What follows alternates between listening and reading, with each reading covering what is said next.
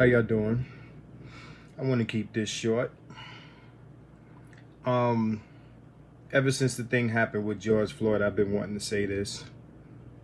I'm noticing a raising rage of women who are feeling as though since the whole George Floyd issue has kind of dominated the police brutality situation, that there's this sentiment that somehow black men have this privilege of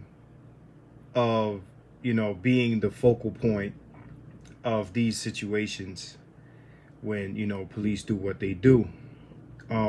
This is what I'm gonna say, because I think this has been very twisted. Let's not forget, Ahmaud Arbery situation came first, then Breonna Taylor, then George Floyd, right? It's not that we forgot about Breonna Taylor. It's not what it is. How you doing?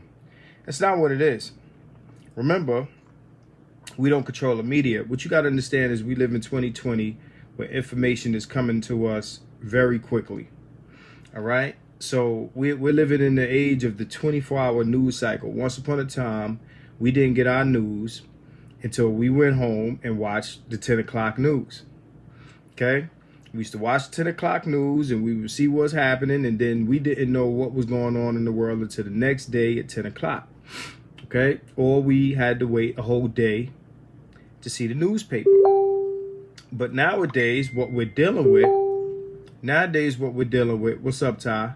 Nowadays, what we're dealing with is 24-hour news cycle, a bunch of things coming at us at the same time. So now you got 3 black people killed by the police, all in the span of like a day or two, whatever the case may be.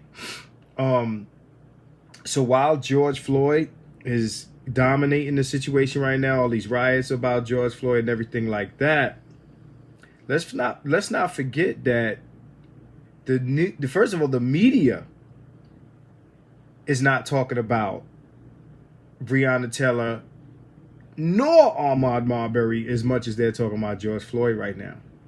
So it's not that black people are forgetting who Breonna Taylor is. We are not the media. There's a big difference between what we pay attention to and what we care about and what the media reports. You got to remember, with the ADHD reality that we're living right now, and especially with the media only reports on one black body at a time. Okay?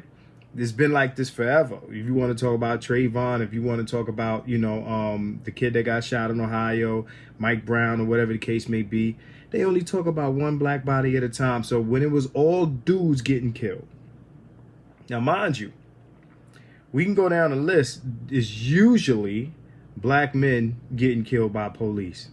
Once in a while, you'll see a Corinne Gaines, or you'll see a Sandra Bland.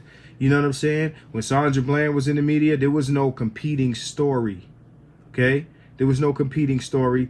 So she had all the news. Okay? When Corinne Gaines got shot, there's no competing story. She had all the news. Right now, you got Ahmaud Arbery, you got Breonna Taylor, and you got George Floyd. These are overlapping situations. And then you got the kid that got shot today in Atlanta. Okay? So all of these things overlapping each other, people, it's hard for them to pay attention to everything. One of these stories is going to get more attention than the other. So here I am, and I'm talking to a friend of mine, Makina, and she's telling me that women are on the internet going at Dave Chappelle because he gave George Floyd more light and he didn't mention Breonna Taylor. Again, this is about what the media, the last story is always going to get the most light. That's just how it goes. So nobody's overlooking Breonna Taylor. It's not too long ago, I posted on my own page, I said, let's remember that right now we're focused on 3 deaths and not just one. Because I could feel the energy of black women feeling a way that George Floyd, and nobody saying Breonna Taylor as much as they were. But remember, black people are not the media. So just because the media is not reporting it doesn't mean we forgot about it or it's not as important to us. Okay? And the other narrative that black men don't protect black women, let's not forget that Breonna Taylor's boyfriend was locked up for shooting at the police when they kicked in the crib. Okay? Trying to protect her. Or trying to protect the house because he didn't know it was the police. So knock that shit off about black men don't protect black women. We protect our black women. Okay? So if a black man is with his woman, he has a woman, he protects her. This idea that, black women get on, all of these different social media platforms and outright say this and that and the third and what they don't have to do for us. And for some reason, we have to protect all random black women. Listen, I'll help when I can help, but I'm not obligated to strangers, okay? And a lot of black men have died helping strange black women, or not strange, yet strange to them, like black women who are not with them, who are not their girlfriends, wives, or family members on the street, and they're dead for doing that. Okay, a lot of black men are dead saving black women, and the ongoing narrative is that we don't protect you.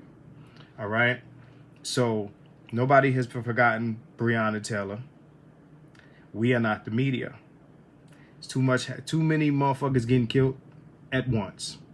Too many black people are getting killed at once, and black people are bitching and complaining at each other about who the white man is reporting on. Shit is incredible. It's like siblings, like your cookie's bigger than mine. Like what the fuck is this shit? This shit is some slave shit. Anyway, 100 and I'm out of here. I told y'all this would be short. I want people to watch this. I'm gonna put the timestamp on it. Holla back. Peace.